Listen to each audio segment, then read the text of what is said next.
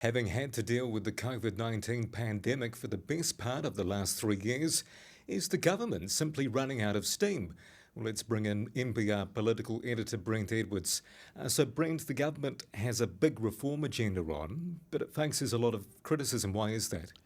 Yeah, well, look, it's doing a lot of reform actually, and the large amount of the criticism around a lot of the reform is that it's this sort of philosophical argument that this government is all about centralisation. So if you look at, for instance, the health reforms, the reform of the three water infrastructure, the reform of vocational education training, the polytechnics, and certainly in terms of health and the polytechnics, it's about pulling in a number of organisations into a single national organisation. In the case of the Three Waters, it's taking all of those councils that have been running their Three Waters infrastructure and placing it in the hands of four water services entities.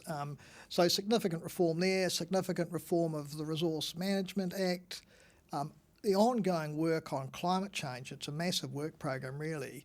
Oranga Tamariki, everywhere you look, there's actually quite a lot of issues. Housing, the government is doing a lot. And of course, there's the political argument around what it's doing in terms of opposition disagreement with the direction.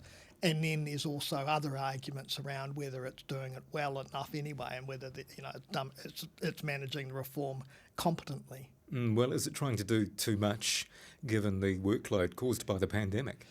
Well, look, that is actually a reasonable question because the pandemic has imposed an enormous workload on government. And I don't mean when I say government just the political figures here in the beehive, the ministers, but across the board on government departments, obviously particularly health, but Treasury, education, welfare, Inland Revenue, all those agencies have had to deal with ramifications of the COVID-19 outbreak, whether it's actually dealing with the health effects, what it's dealing with, the way it hits schools and other educational institutions, Treasury in terms of working out all of the economic responses.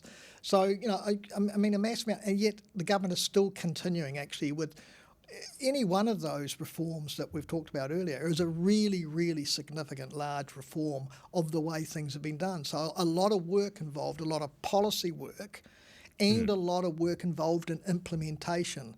And that's all on top of the workload that those ministers, many of the ministers, but their departments and agencies have had to cope with simply responding to COVID-19. And remember, people might like to think the pandemic is over, but it's not. In fact, the pandemic for New Zealand is worse than it was in 2020 and 2021 when we were so, focused on dealing with it, in terms of obviously community cases and the number of deaths. Well, is the government looking like a third-term administration? Well, normally we talk about, I think, the rule of thumb in New Zealand is governments get into their third term and they start to run out of steam, they get tired, because it's just the weight of government. I don't know that many people perhaps understand that. The workload on ministers is pretty horrendous, and people in governments, they just get tired, and they do run out of ideas because they've been pursuing a kind of reform program that they might have put in place from the beginning, and then they're through that. This government's not through it. I mean, it's got a lot of reform going on. It's not through it. But I do think there's a real sense of actually probably just physical exhaustion for a lot of ministers because of the workload. And, this government has faced, I think it would be indisputable, it's faced way more. Harold Macmillan once said, the former British Prime Minister about, policy, events, dear boy, events. Or this government's faced probably more events than most governments. You'd have to go back to wartime in terms of the seriousness, perhaps, of a threat as the pandemic has posed. The previous national-led government had the global financial crisis and the Christchurch earthquakes. But this one, just with that ongoing impact of the pandemic, I think has put a lot more ongoing pressure on.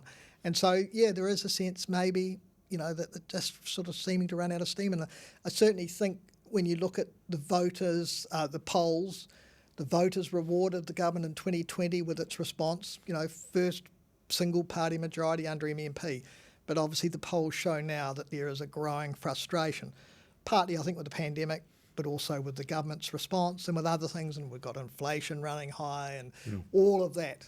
All of them are quite tough issues for the government to deal with, and they're getting a lot of flack from not just from opposition quarters, but perhaps from a bit of friendly fire as well. So, yeah, just a sense that, maybe they're hitting that third termitis a little earlier.